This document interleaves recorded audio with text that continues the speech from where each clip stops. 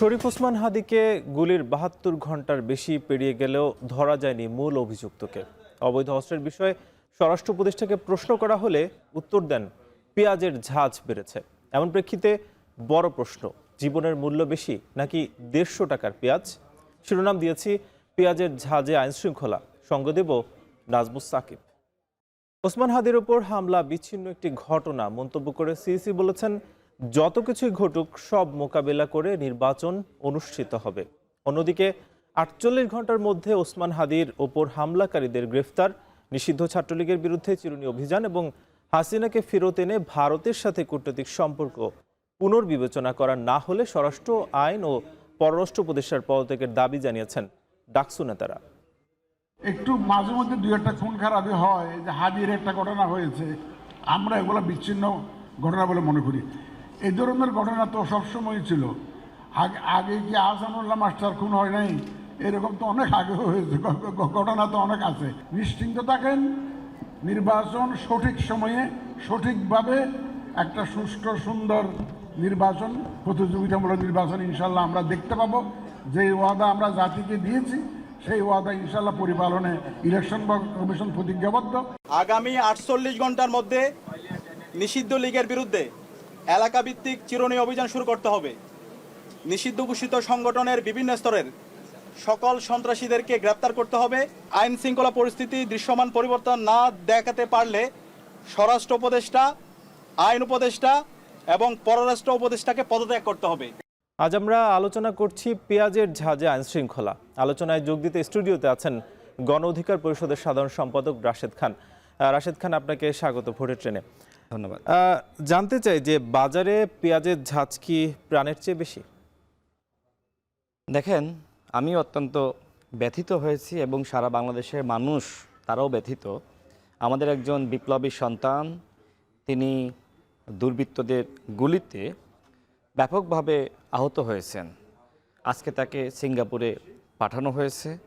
তিনি আদৌ আমাদের মাঝে সুস্থ হয়ে ফিরবেন কিনা সেটি নিয়ে অনেক প্রশ্ন রয়েছে। কারণ বাংলাদেশের চিকিৎসকরা যেভাবে এই ঘটনার বা আমাদের ওসমান হাদির যে অবস্থা বর্ণনা করেছেন, সেটি শুনে আমাদের কাছে মনে হয়েছে যে তার ফিরে আসার সম্ভাবনা অত্যন্ত ক্ষীণ। তারপরেও আমরা আল্লাহর কাছে দোয়া করি, আল্লাহর অশেষ কুদরতে রহমতে তিনি যেন আমাদের মাঝে ফিরে আসেন। দেখেন, আমরা বারবার কিন্তু সরকারকে বলছিলাম, যদি আপনারা পৃথিবীর ইতিহাসে, বাংলাদেশের ইতিহাসে সেরা নির্বাচন করতে চান, সেক্ষেত্রে আপনাদেরকে সেরা নির্বাচনী পরিবেশ তৈরি করতে হবে। কিন্তু 16 মাসে এই সরকার আসলে সেরা নির্বাচনী পরিবেশ তৈরি করার উদ্যোগ নেয়নি, যার প্রমাণ ওসমান হাদি। ওসমান হাদি নিজেও কিন্তু বারবার বলছিলেন যে তাকে বিভিন্নভাবে হুমকি দেওয়া হচ্ছে। তিনি এটিও বলেছিলেন যে ভারতীয় নাম্বার থেকে হুমকি দেওয়া হচ্ছে। ওসমান হাদির বক্তব্য সারা বাংলাদেশে ছড়িয়ে পড়ত। তিনি এমনভাবে কথাগুলো বলতেন, ব্যাপকভাবে বক্তব্যগুলো ভাইরাল হতো। আমি নিশ্চিত যে স্বরাষ্ট্র উপদেষ্টা বলেন, অন্যান্য উপদেষ্টা বলেন, বা যারা আসলে গোয়েন্দা সংস্থায় কাজ করে, প্রশাসনে রয়েছে, তারা ওসমান হাদির এই বক্তব্য শুনেছিলেন। কিন্তু দুঃখ লাগছে যে তারা কোনো উদ্যোগ গ্রহণ করেন নাই। এখন উদ্যোগটা আসলে কেন তারা গ্রহণ করবেন? কারণ এই সরকারে যারা আছে বা বিভিন্ন জায়গায় যে প্রশাসনিক সেট আপ হয়েছে অভ্যুত্থানের পরে, তারা তো বিপ্লবী না। বিপ্লবে তাদের ভূমিকা নাই, তাদের সন্তানরা রক্ত দেয়নি, ভূমিকা রাখে নাই। তাদের সন্তানরা বিদেশে পড়াশোনা করে বা ইংলিশ মিডিয়ামে পড়াশোনা করে, তারা বাংলাদেশের ইতিহাস, ঐতিহ্য, সংস্কৃতি এগুলো ধারণ করে না। কিন্তু আমরা একটা জিনিস দেখলাম যে স্বরাষ্ট্র উপদেষ্টা বলছেন যে যদি যিনি আসলে অপরাধী তাকে ধরিয়ে দিতে পারলে সরকার 50 লাখ টাকা পুরস্কার দেবে। তাহলে আমাদের যে ইন্টেলিজেন্স, তারা কি আসলে সেইভাবে কাজ করছে না? বিষয়টি আমরা আসবো। দেখছেন ভোটের ট্রেন। আমরা কথা বলছিলাম যে 50 লাখ টাকা ঘোষণা করা হয়েছে, এর মানে কি আসলে গোয়েন্দা সংস্থাগুলোর ব্যর্থতা প্রকাশ করছে সরকার?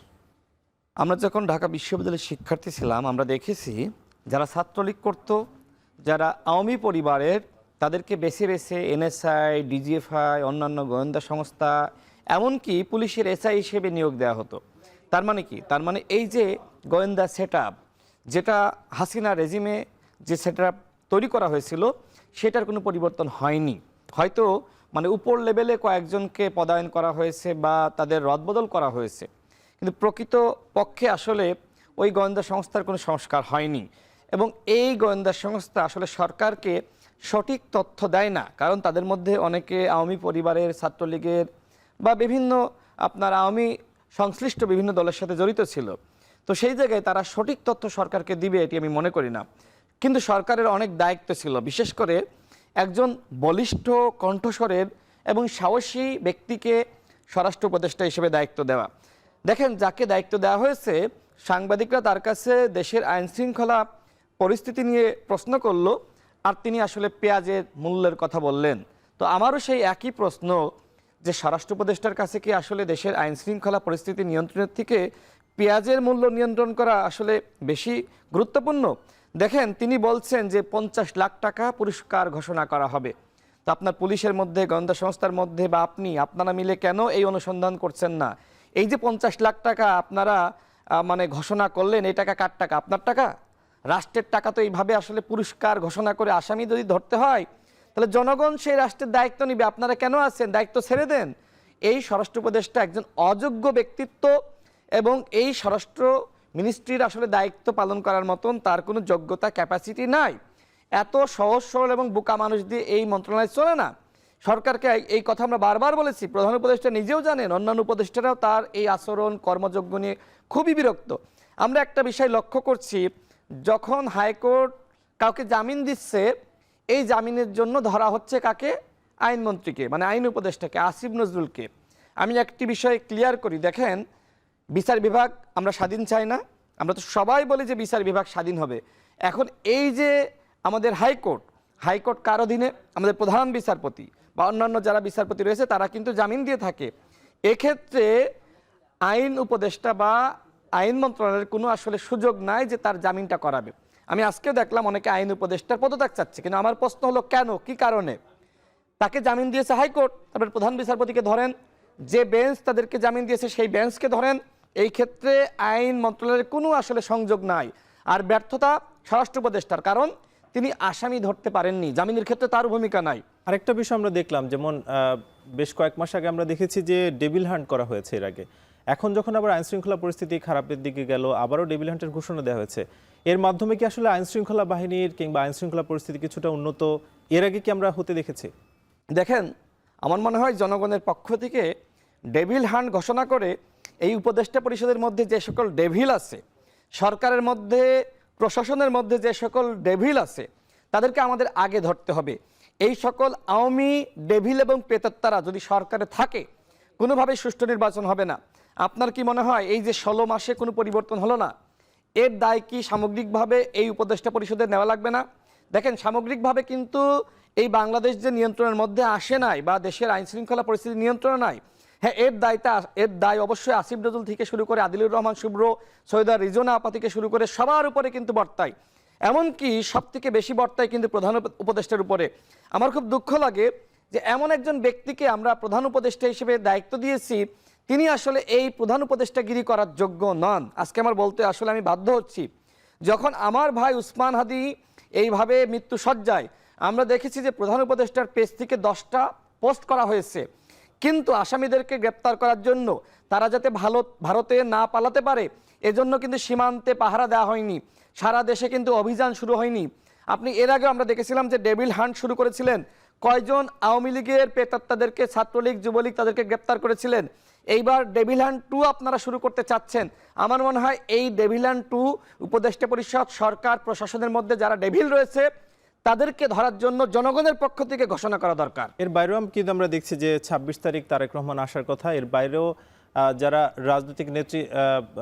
রাজনৈতিক 25 তারিখ তার আসার কথা, এবং রাজনৈতিক নেতাকর্মী যারা আছেন আপনারা, তাদেরও কিন্তু একটা ঝুঁকির মধ্যে আসলে সময়টা পার করছে। সেই সব বিষয়ে আমরা আলোচনা করব, তবে ভোটের ট্রেনে নিব একটা বিরতি, ফিরছি কিছুক্ষণ পর। RICL TMX, যুগের পর যুগ স্থাপনা থাকে মজবুত। VRM প্রযুক্তির RICL TMX রড। আজ আলোচনার জন্য স্টুডিওতে যুক্ত আছেন গণ অধিকার পরিষদের সাধারণ সম্পাদক রাশেদ খান। আবারও স্বাগত জানাচ্ছি রাশেদ খান। আমরা আলোচনা করছিলাম যে 25 তারিখ যেহেতু তারেক রহমান আসার একটা কথা শোনা যাচ্ছে, সেক্ষেত্রে এই যে বর্তমান আইন শৃঙ্খলা পরিস্থিতি কিংবা আপনারা যারা রাজনৈতিক ব্যক্তিত্ব আছেন, সেক্ষেত্রে ঝুঁকি আসলে কতটা দেখছেন?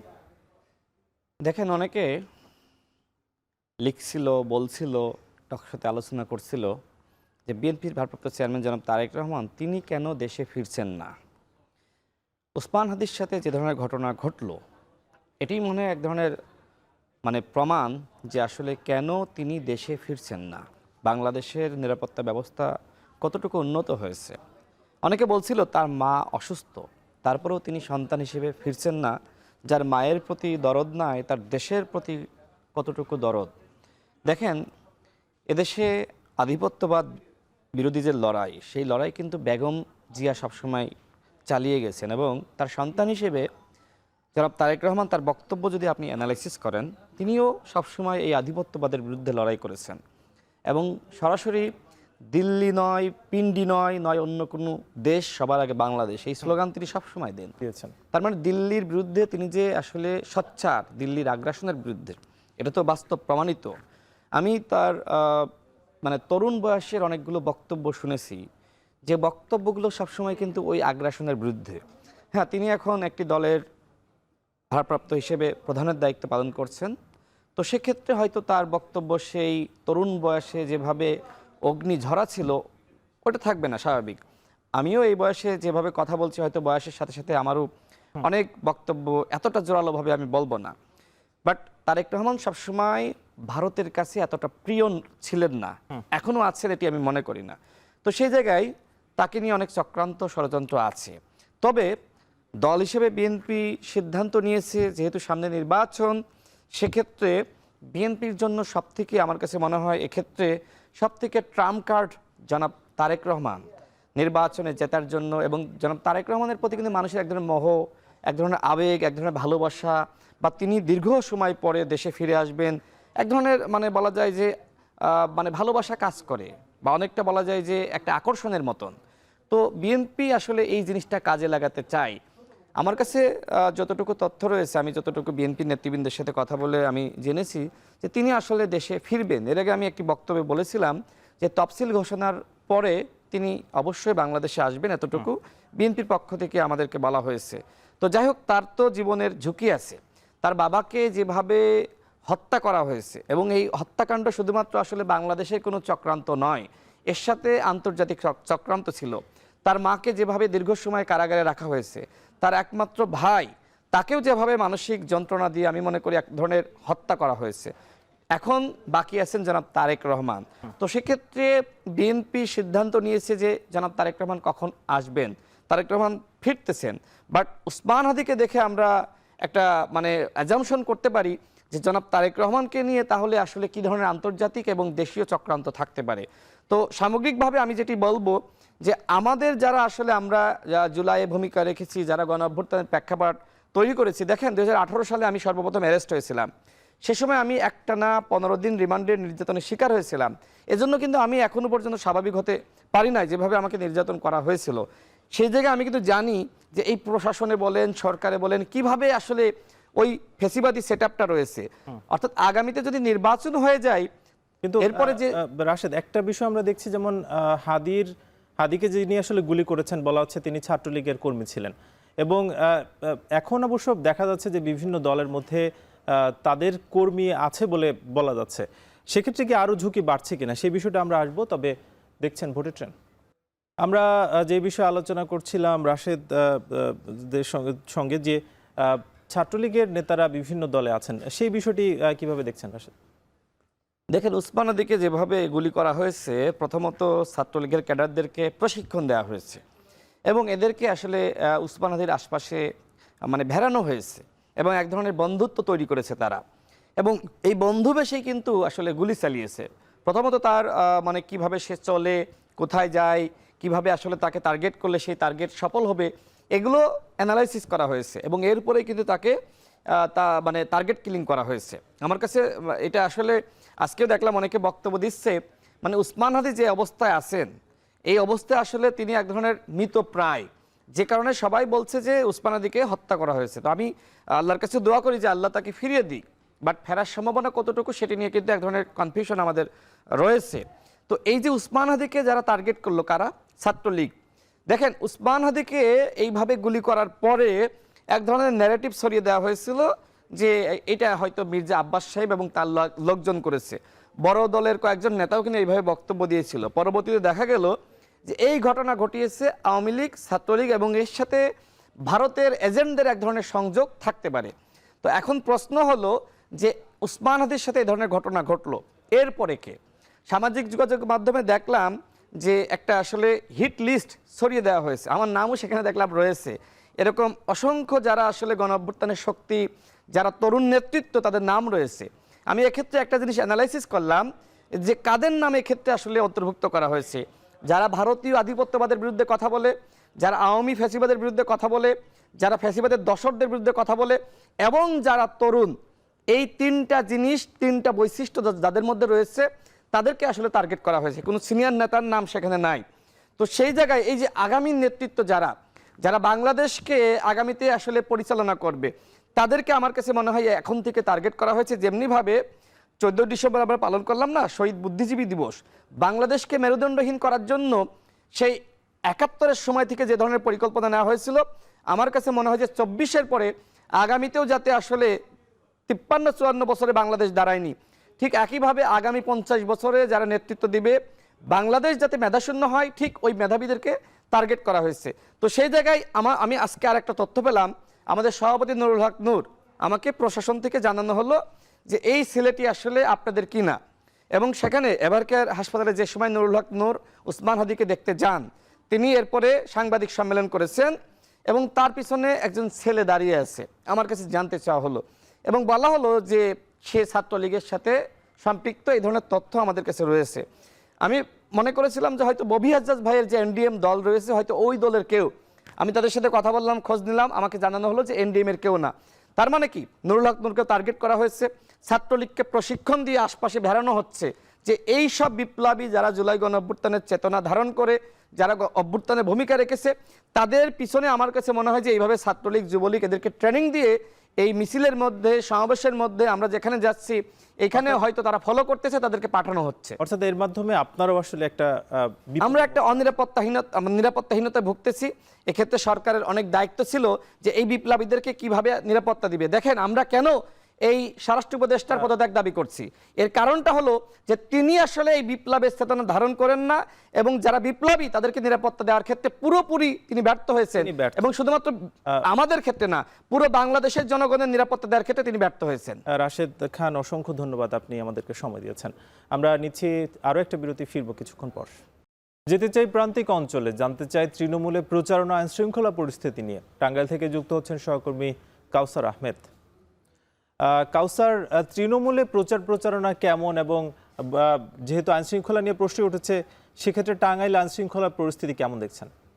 জি, টাঙ্গাইলে এই জাতীয় নির্বাচনের তফসিল ঘোষণার আগে গোপালপুরে যে নির্বাচনী অফিস রয়েছে সেখানে কিন্তু হামলা করেছিল, ভাঙচুর করেছে এবং কয়েকজন নির্বাচন কর্মকর্তা আহত হয়েছে। আর এছাড়াও এই জাতীয় নির্বাচনের তফসিল ঘোষণার পরে যে এক প্রার্থী, ঢাকা ৮ আসনের প্রার্থী যে গুলিবিদ্ধ হয়েছে, এ নিয়ে টাঙ্গাইলের প্রার্থীরাও কিন্তু শঙ্কিত। তারাও আশঙ্কা করছে যে টাঙ্গাইলেও অপ্রীতিকর ঘটনা ঘটতে পারে, যে কারণে তারা আইন শৃঙ্খলা বাহিনীর নজরদারি আরো বাড়ানোর আহ্বান করেছেন। আর আমার বাম পাশে আছেন জামাতে ইসলামের প্রার্থী আহসান হাবিব মাসুদ এবং আমার ডান পাশে আছেন গণসংহতি আন্দোলনের প্রার্থী ফাতেমা রহমান বিথি। আমরা প্রথমে জানতে চাবো জামাতে ইসলামের প্রার্থীর কাছে যে আপনারা তো দিন রাত মানুষের কাছে যাচ্ছেন, বিভিন্ন প্রতিশ্রুতি দিচ্ছেন, তো এই যে 12ই ফেব্রুয়ারি জাতীয় সংসদ নির্বাচন হওয়ার কথা রয়েছে, সেই নিয়ে আপনারা আইন শৃঙ্খলা কেমন দেখছেন, মানে কি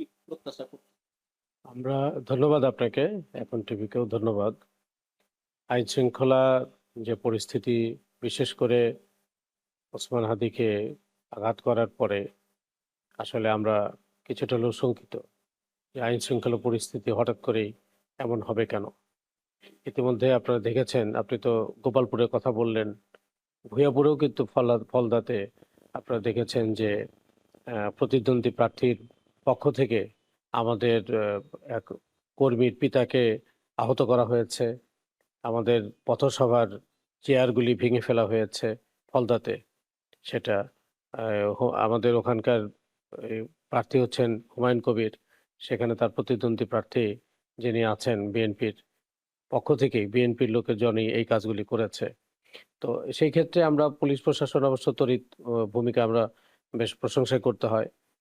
তারা তড়িৎ ভূমিকা নিয়েছেন এজন্য। তো আমরা টাঙ্গাইলেও প্রচারণা চালাচ্ছি। টাঙ্গাইল ৫-এ ব্যাপক ভিত্তিতে আমরা সাড়া পাচ্ছি এবং অভূতপূর্ব সাড়া পাচ্ছি। এটা আমার মনে হচ্ছে যে একটা অলৌকিক বিষয় যে ভোটাররা এত সাড়া দিচ্ছেন। আলহামদুলিল্লাহ, আলহামদুলিল্লাহ। এটা আমাদের কাছে একটা মিরাকেল। আজকেও সকালবেলা একজন এসে আমাকে বলছেন, ভাই ৪৬টা বাড়িতে গিয়েছি। ৪৬টা বাড়ির মধ্যে মাত্র ৩টা বাড়ি অন্য প্রার্থীকে ভোট দিবে, আর ২টা বাড়ি হলো দোদুল্যমান। আর সবগুলি ভোটাররা বলছে, ভাই এইবার দাঁড়িপাল্লাকে ভোট দিবে, আপনাকে ভোট দিবে। কাজে আমরা অভূতপূর্ব সাড়া পাচ্ছি। এই সাড়াটা আমরা ধরে রাখতে চাই। এই জন্য দরকার হচ্ছে আইন শৃঙ্খলা, সুষ্ঠু আইন শৃঙ্খলা এবং কোনো ভীতিকর পরিস্থিতি যেন সৃষ্টি না হয়। এই জন্য স্বরাষ্ট্রমন্ত্রীকে, বর্তমান ইন্টারিম সরকারকে অবশ্যই ভূমিকা রাখতে হবে। আজকে দাবি উঠেছে যে তারা যদি ভূমিকা রাখতে না পারেন তাহলে তারা পদত্যাগ করবেন। ধন্যবাদ আপনাকে। দর্শক, আমরা এখন যাচ্ছি বিরতিতে। ভোটের ট্রেনে আবারও স্বাগত জানাচ্ছি টাঙ্গাইল থেকে কাউসার আহমেদ। আমার ডান পাশে রয়েছেন গণসংহতি আন্দোলনের প্রার্থী ফাতেমা রহমান বিথি। আমরা তার কাছে জানবো যে ভোটের যে জাতীয় সংসদ নির্বাচন, সেটির আইন শৃঙ্খলা পরিস্থিতি আপনি কেমন দেখছেন আর কেমনটা প্রত্যাশা করেন। সবাইকে শুভেচ্ছা এবং সালাম, আসসালামু আলাইকুম। শুরুতেই আসলে আমি যেটা বলতে চাই যে আপনারা জানেন যে তফসিল ঘোষণার ঠিক পর দিনই আমরা দেখলাম যে ইনকিলাব মঞ্চের যিনি মুখপাত্র ওসমান হাদির উপরে যে হামলা করা হয়েছে। সিইসি অর্থাৎ নির্বাচন কমিশন এটাকে আপনার বিচ্ছিন্ন ঘটনা বলে তারা দাবি করছেন।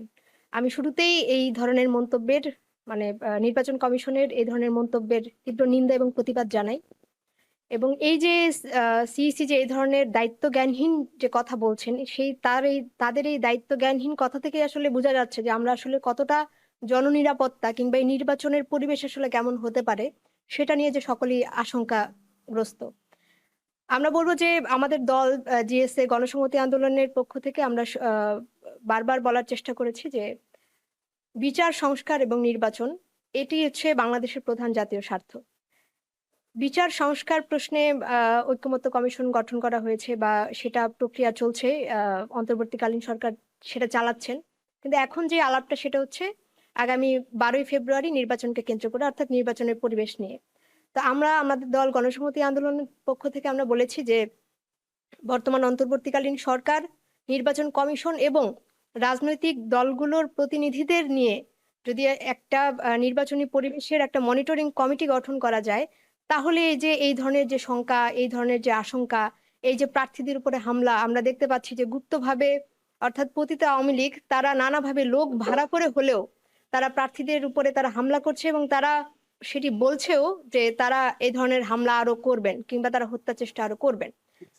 ধন্যবাদ। আমরা তো টাঙ্গাইলের 12টি উপজেলা নিয়ে 8টি সংসদীয় আসন, আগামী জাতীয় সংসদ নির্বাচনে প্রায় 33,34,000 ভোটার তাদের ভোটাধিকার প্রয়োগ করবেন বলে আমরা নির্বাচন কার্যালয়ের সূত্রে জানতে পারি। তো সাকিব, এই ছিল আমার কাছে টাঙ্গাইল থেকে ভোটের ট্রেনের সর্বশেষ।